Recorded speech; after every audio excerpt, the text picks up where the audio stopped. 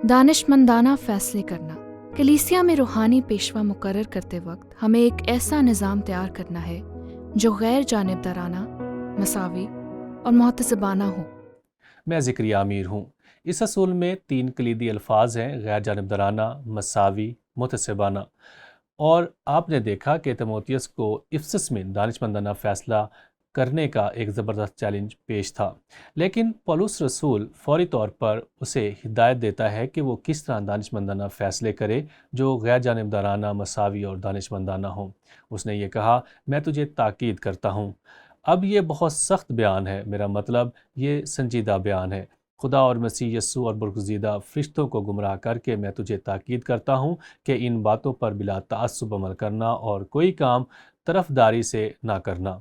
واہ، یہ ایک زبردست چیلنج ہے۔ اب ہم جانتے ہیں کہ خدا کون ہے اور ہم جانتے ہیں کہ یسوع مسیح کون ہے، جن کا پولس رسول یہاں حوالہ دیتا ہے۔ خدا اور مسیح یسوع اور فرشتوں کو گواہ کر کے میں تجھے تاکید کرتا ہوں۔ فرشتے کون ہیں؟ برگزیدہ فرشتے ہم یقین سے نہیں کہہ سکتے، لیکن شاید جبرائیل فرشتہ کی طرف اشارہ ہے۔ آپ کو جبرائیل فرشتہ یاد ہے؟ ہم نے جبرائیل کے بارے میں سیکھا جب وہ مریم پر ظاہر ہوا، اور اس کی شناخت اس طور پر کی گئی تھی کہ وہ جو خدا کے حضور میں کھڑا رہتا ہے۔ یہ ایک فرشتے کے لیے بہت سنجیدہ کردار ہے۔ یہ میکائیل کی طرف اشارہ ہو سکتا ہے، جس کا ذکر دانیئیل میں کیا گیا ہے۔ میکائیل کا مطلب ہے اسرائیل کا محافظ، اور وہ وہاں دانیئیل کی کتاب میں ظاہر ہوتا ہے کہ وہ واقعی برائی کے خلاف جنگ کرنے میں ایک بہت اہم کلیدی فرشتہ ہے جو شیطان کے خلاف بنی اسرائیل کی حفاظت کرتا ہے۔ ہم یقین سے نہیں کہہ سکتے، لیکن خدا یہ پولس کے ذریعے کہتا ہے۔ یہ سنجیدہ بیان ہے، کیونکہ یہ خدا کو گواہ کر کے اور یہ یسوع کو گواہ کر کے اور یہ برگزیدہ فرشتوں کو گواہ کر کے کہتا ہے۔ اور بنیادی طور پر بیان یہ ہے، بلا تعصب عمل کرنا اور کوئی کام طرفداری سے نہ کرنا۔ اب جب وہ یہاں کہتا ہے کہ ان باتوں پر عمل کرنا، تو اس کا اشارہ کس طرف ہے؟ لہٰذا اس کے لیے ہمیں خط کے آغاز تک جانا ہوگا۔ دوسرے لفظوں میں، اسے جھوٹے استادوں کا مقابلہ کرتے وقت تعصب اور طرفداری سے بچنا تھا، اور تند مزاج مردوں کا بھی سامنا کرنا تھا۔ ان لوگوں کو یاد رکھیں جنہیں حکومت پر غصہ تھا، اور خدا نے پولس کے ذریعے کہا، پاک ہاتھوں کو اٹھا کر دعا کیا کریں۔ یہ خواتین عیش و عشرت میں پڑ گئی ہیں، ان سے برتاؤ کرتے وقت تعصب اور طرفداری سے بچنا ہو سکتا تھا۔ بغیر کسی تعصب کے ایسا کرنا یا بغیر کسی طرفداری کے ایسا کرنا ایک مشکل کام تھا۔ ایسے لوگوں کا مقابلہ کرنا جو کلیسیائی بزرگ بننے کے خواہاں تھے لیکن اس خدمت کے اہل نہ تھے۔ ہم نے یہ باب 3 میں دیکھا ہے۔ یہاں شیطان کے پیروکاروں کا مقابلہ کرنے کی طرف اشارہ ہو سکتا ہے، تو یہاں ہمارے پاس ایک بیان ہے۔ ان باتوں کو دوسرے لفظوں میں، میں چاہتا ہوں کہ تو ان باتوں کا بغیر کسی تعصب کے مشاہدہ کر، کسی کی طرفداری نہ کر۔ تاہم میں واقعی سوچتا ہوں کہ یہ بنیادی طور پر 5 باب میں ان حالات اور ان مسائل کی طرف اشارہ ہے، کیونکہ ہم یہاں باب 5 میں ہیں، اور آپ کو یاد ہے وہ باب 5 کا آغاز اس مسئلے سے کرتا ہے، تعصب اور طرفداری سے بچ، تیموتھیوس ان بیواؤں کی جو واقعی بیوہ ہیں عزت کر۔ اب ان تمام مقاصد کو بغیر طرفداری دکھایا جائے یا تعصب ظاہر کیے بغیر کرنا ایک چیلنج تھا۔ آپ نے دیکھا جب آپ طرفداری دکھاتے ہیں تو یہ کسی چیز کے لیے یا کسی کے لیے ہوتا ہے، جب آپ تعصب ظاہر کرتے ہیں تو یہ کسی کے خلاف ہوتا ہے۔ یہ ایک 2 طرفہ سرگرمی ہے، اور کیا آپ اس چیلنج کا تصور کر سکتے ہیں کہ تیموتھیوس کو تعصب سے بچنا تھا اور طرفداری نہیں کرنی تھی۔ ایک اور مسئلہ، بزرگوں کی مالی ضروریات کو پورا کرتے وقت ایسا کر۔ واہ، کیا یہ واقعی آسان ہوگا؟ کیونکہ اپنے احساسات کی بنیاد پر طرفداری دیکھنا یا تعصب کا اظہار کرنا بہت آسان ہے، اور پولس رسول نے کہا، تیموتھیوس تو ایسا مت کر۔ اس کا اشارہ بزرگوں کی حفاظت کی طرف ہو سکتا ہے، مگر انہیں جواب دہ بھی ٹھہرانا ہے۔ جیسا ہم نے آخری اصول میں دیکھا، حفاظت کرنا، جواب دہ ہونا تیموتھیوس کی ذمہ داری تھی کہ وہ تعصب کے بغیر اور طرفداری کا مظاہرہ کیے بغیر ایسا کرے، لیکن میرے خیال میں وہ خاص طور پر بزرگوں کی تقرری کے حوالے سے بات کر رہا ہے، کیونکہ وہ فوری طور پر آیت 22 میں بزرگوں پر توجہ مرکوز کرتا ہے، جب وہ یہ کہتا ہے، کسی شخص پر جلدی ہاتھ نہ رکھنا اور دوسروں کے گناہوں میں شریک نہ ہونا، اپنے آپ کو پاک رکھنا، اور تیموتھیوس اس بات کو یقینی بنا اب جب آپ ان تینوں بیانات کو دیکھتے ہیں جس کے تعلق سے پالوس نے ابھی نصیحت کی، جس طرح وہ ان لوگوں کے ساتھ برتاؤ کرنے اور تقرریوں اور مزید سرگرمیوں کے لحاظ سے وہ صرف اتنا کہہ رہا ہے، تیموتھیوس کسی شخص کو واقعی سمجھنے اور جاننے میں وقت لگتا ہے، لہٰذا احتیاط کر، جلدی مت کر، اس بات کو یقینی بنا کہ وہ شخص اہل ہے۔ اور اس نے کہا، تیموتھیوس تو آزمائش میں نہ پڑے گا کیونکہ تجھے بہت سے حالات کا سامنا کرنا ہے اور اس طرح دوسروں کے گناہوں میں شریک نہ ہو۔ اگر وہ اس سمت میں آگے بڑھ رہے ہیں تو طرفداری یا تعصب کے ساتھ ان کی حمایت نہ کر بلکہ بامقصد ہو، اور اس نے کہا سب سے بڑھ کر اپنے آپ کو جنسی بے حیائی میں ملوث ہونے نہ دے۔ اور اس چیلنج کے بارے میں سوچیں جو نوجوان تیموتھیوس کو درپیش تھا۔ اس کی عمر غالباً 40 سال کے لگ بھگ تھی، وہ کنوارا ہے اور اس کے ارد گرد جنسی بے حیائی ہے، ظاہری جنسی بے حیائی۔ تو آپ تصور کریں کہ اس نوجوان کو کیا چیلنج درپیش ہے۔ تاہم پولس کہہ رہا ہے، تیموتھیوس یہ تیری ذمہ داری ہے، اس لیے میں نے تجھے افسس میں چھوڑا، مجھے تجھ پر بھروسہ ہے اور تو اسے خدا کے فضل سے سنبھال سکتا ہے۔ اب یہاں دوسری دلچسپ بات یہ ہے کہ پولس جو کچھ یہاں کہہ رہا ہے وہ دراصل اس کی توسیع ہے جس سے اس نے ہمیں باب 3 میں متعارف کرایا، اور ایک اصول جو باب 3 سے اخذ ہوا وہ کنوارا ہے اور اس کے گرد جنسی بے حیائی ہے، ظاہری جنسی بے حیائی۔ تو آپ تصور کریں کہ اس نوجوان کو کیا چیلنج درپیش ہے۔ تاہم پولس رسول کہہ رہا ہے، تیموتھیوس یہ تیری ذمہ داری ہے، اس لیے میں نے تجھے افسس میں چھوڑا، مجھے تجھ پر بھروسہ ہے اور تو اسے خدا کے فضل سے سنبھال سکتا ہے۔ اب یہاں دوسری دلچسپ بات یہ ہے کہ پولس رسول جو کچھ یہاں کہہ رہا ہے وہ دراصل اس کی توسیع ہے جس سے اس نے ہمیں باب 3 میں متعارف کرایا، اور ایک اصول جو باب 3 سے اخذ ہوا جسے میں کہتا ہوں مسیح پختگی کے لیے ایک پروفائل۔ کلیسیا میں وہ رہنما جو بطور چرواہا اپنا کردار ادا کر کے خدمات سر انجام دینے کے لیے مقرر کیے گئے ہیں، ان رہنماؤں کا انتخاب مسیح پختگی کی پیمائش کے لیے جامع طور پر بائبلی معیار کی بنیاد پر کیا جانا چاہیے۔ اور آپ کو یاد ہے کہ وہاں باب 3 میں پولس بالغ ہونے کی 15 خوبیوں کا خاکہ پیش کرتا ہے، اور اس لیے یہاں باب 5 میں پولس جو کچھ کر رہا ہے وہ اس کی توسیع ہے جو اس نے وہاں باب 3 میں اہل رہنماؤں کے انتخاب کے اصول کے ساتھ متعارف کرایا ہے۔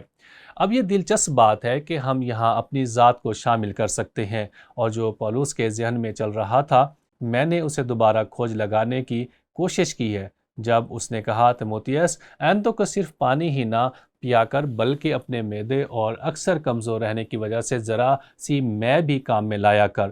اور میں تصور کر سکتا ہوں کہ پولس رسول وہاں بیٹھا لکھ رہا ہے اور اس سوچ نے اسے گھیر لیا، اور اس نے کہا، میں واقعی اس نوجوان پر بہت زیادہ بوجھ ڈال رہا ہوں۔ اور وہ بنیادی طور پر تسلسل میں تھوڑا سا وقفہ لے کر کہتا ہے، دیکھ تیموتھیوس، میں جانتا ہوں یہ مشکل ہے، میں جانتا ہوں کہ تو چند جسمانی بیماریوں میں مبتلا ہے، اور میں یہ بھی جانتا ہوں کہ تو ناقابل یقین حد تک دباؤ میں ہے، اور جیسا کہ آپ نے یہ سب پڑھا، میں اس تناؤ کی شناخت بھی نہیں کر سکتا جس کا اسے وہاں سامنا کرنا پڑا، اور وہ آزمائشیں جو اسے درپیش تھیں۔ اس کے نتیجے میں پولس رسول عملی سوچ کا مظاہرہ کرتا ہے، اور وہ یقینی طور پر وہ اپنے بیان کی تردید نہیں کر رہا جو اس نے شراب میں متوالے ہونے کے بارے میں کہا تھا۔ وہ صرف کہہ رہا ہے، اپنی پریشانیوں میں مدد کے لیے تھوڑی سی شراب بطور دوائی استعمال کیا کر۔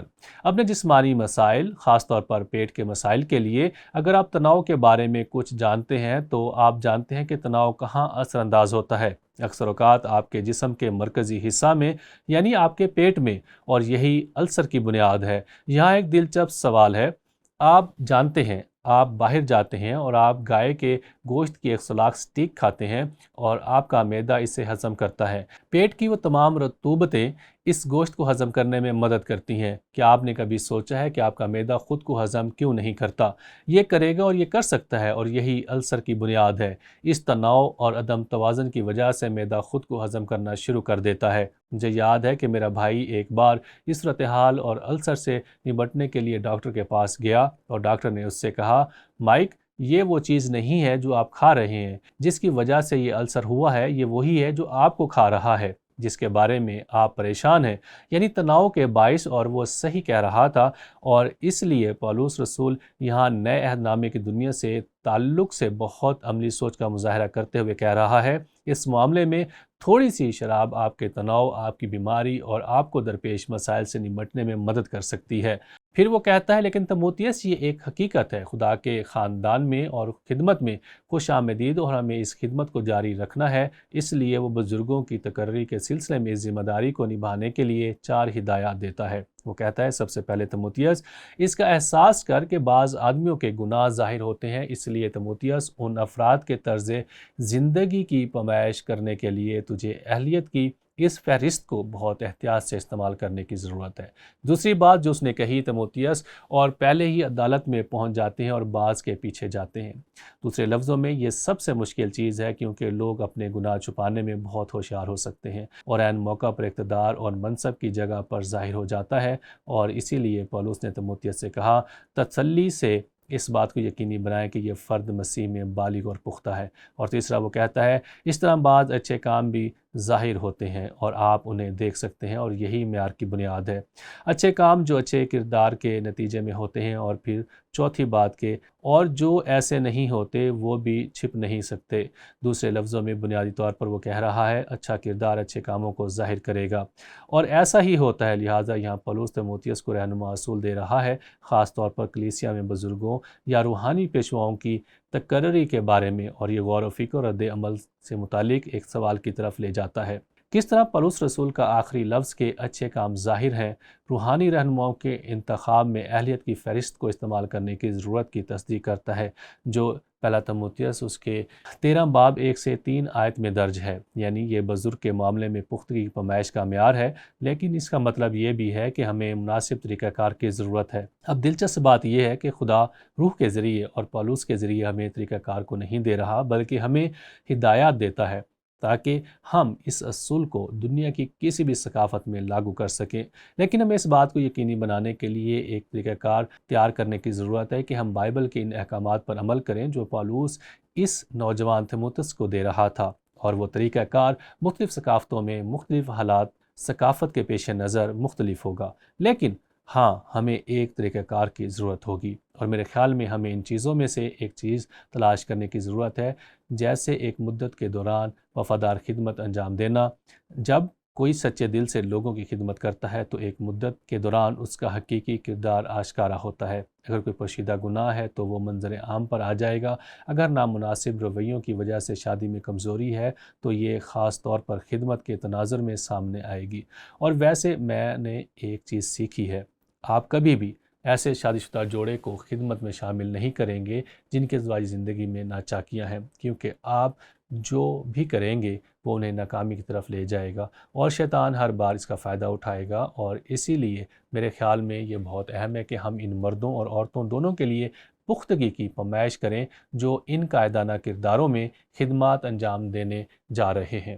بنیادی طور پر ہمارے اپنے حالات میں ہم چاہتے ہیں کہ آپ لوگوں کے ایک گروہ کی خدمت کرنے میں وفادار رہیں تاکہ آپ واقعی جانچیں، نمبر 1 کیا آپ یہی کرنا چاہتے ہیں، اور دوسرا یہ جانچنا کہ آیا یہ شخص یا یہ لوگ یسوع مسیح میں اپنے ایمان میں بڑھ رہے ہیں یا نہیں، اور ایک اور چیز کہ ہم اپنی ثقافت میں ان خوبیوں کی بنیاد پر ایک خاکہ یا سوال نامہ تیار کریں، اور جو لوگ روحانی قیادت کے لیے تیار تھے اور اس کے بارے میں سب جانتے ہیں، اور پھر ہم ان لوگوں سے جو انہیں بہتر طریقے سے جانتے ہیں ایک سوال نامہ پر کرائیں تاکہ یہ معلوم ہو سکے کہ وہ پختگی کے کس معیار پر ہیں۔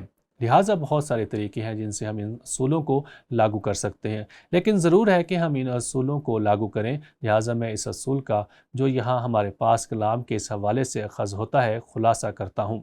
کلیسیا میں روحانی پیشوا مقرر کرتے وقت ہمیں ایک ایسا نظام تیار کرنا ہے جو غیر جانبدارانہ، مساوی اور محتسبانہ ہو۔